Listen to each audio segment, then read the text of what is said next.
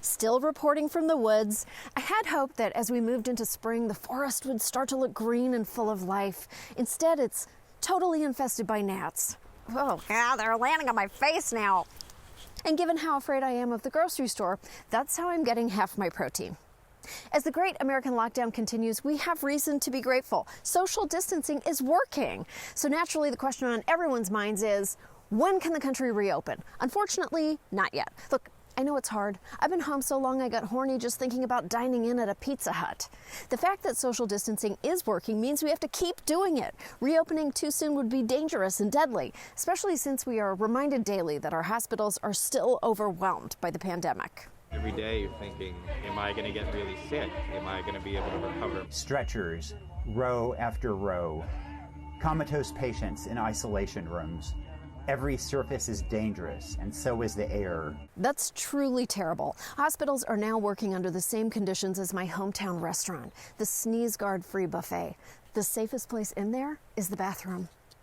Our future is made even more uncertain by the fact that 8 governors, all Republicans, refused to issue stay-at-home orders. Incidentally, 5 of those states saw the number of confirmed cases of COVID-19 rise at least 50% over the course of a week, with South Dakota jumping more than 200%. I mean, granted, South Dakota has always just been our emergency backup Dakota, but if we lose both Dakotas, we're screwed.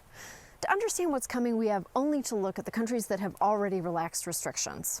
Take a look at Japan. They let the kids go back to school. They let a lot of businesses reopen. And they're alarmed at how quickly those cases are multiplying. So they've got a second state of emergency. And we're seeing this trend in countries across Asia. I know we need to normalize wearing masks, but that lady is motherfucking Bane.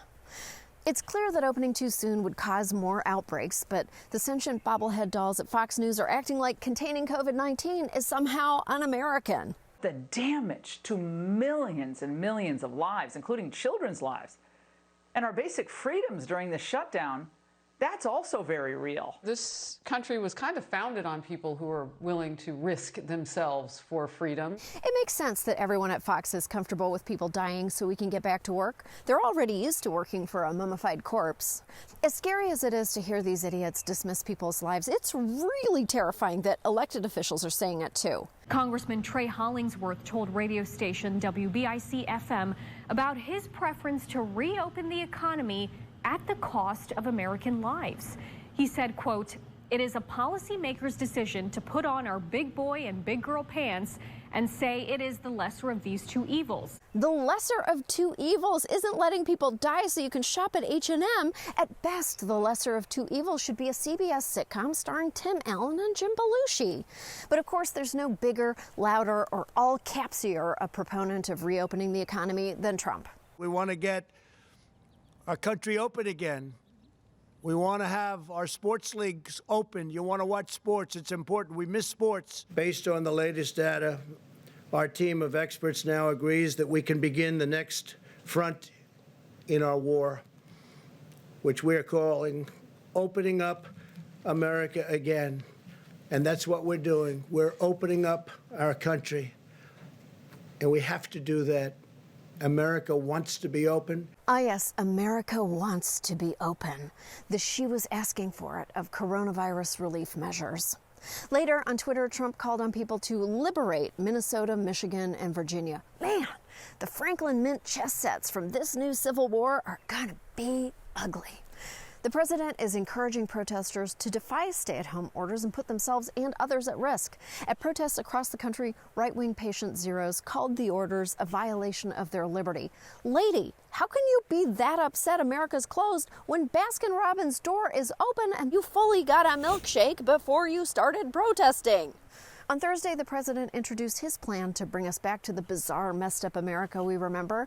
But contrary to the date he fished out of his ass, it can't happen overnight. If we are planning to do this appropriately, in a way that prevents continued spread of the virus and more deaths, May 1st is a pipe dream. It's not going to be like a light switch that you turn on and off and say, on this date, America will resume its normal activities. No, it's not a light switch. It's more like a dimmer switch, setting the mood for America to slowly repenetrate society.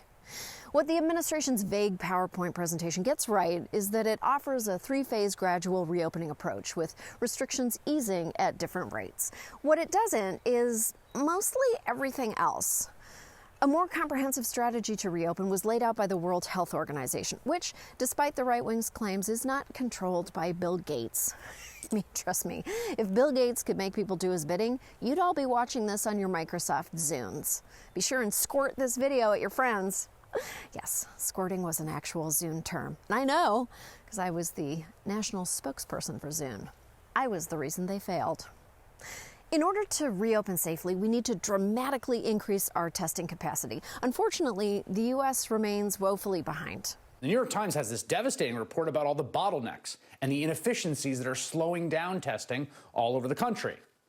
But get this, while everyone's saying we need to test and we need to test widely, and it's a Apollo moon mission to get to the amount of testing we need, the president himself just said there's no need for testing in areas of the country. There's only a small number of cases. If Trump had been in charge of the Apollo missions, the moon would currently be the galaxy's largest Hooters, and it would have been just as tragic in Apollo 13 when Tom Hanks didn't get to walk on it.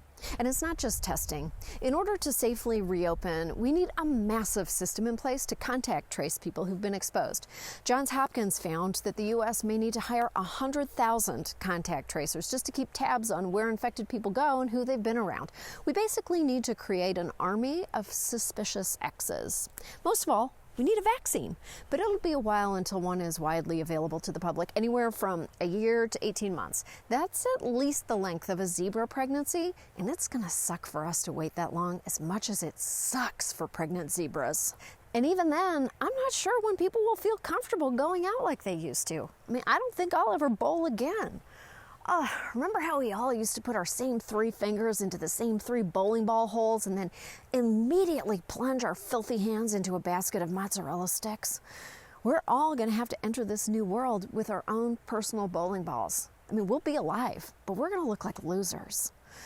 People have legitimate reasons for wanting to end this lockdown. It's understandable to feel angry and upset. 22 million people are out of work, and the impact of this crisis on our economy will be felt for a very long time. But reopening the economy prematurely could backfire and lead to another shutdown. We're not facing a choice between saving lives or saving the economy. The simple fact is the economy is people, and dead people don't buy stuff. Except for my Grandpa Phil, whose name I used after he died so I could get a second membership in the Columbia House Record Club. Oh, how Grandpa Phil loved Duran Duran. We're in this horrible situation now because our leaders failed to do the hard work necessary to prevent it. And now that our efforts are starting to undo a tiny bit of the damage, they want to throw away that progress and risk more lives so they can get a quick boost by Election Day. I know Americans love quick and easy fixes, from weight loss scams to gas station boner pills, but the only way out of this mess is to finish the hard work we've begun. The process to return to normal will be long, hard, sometimes painful, which coincidentally is the slogan for those boner pills. But unlike those pills, this can work.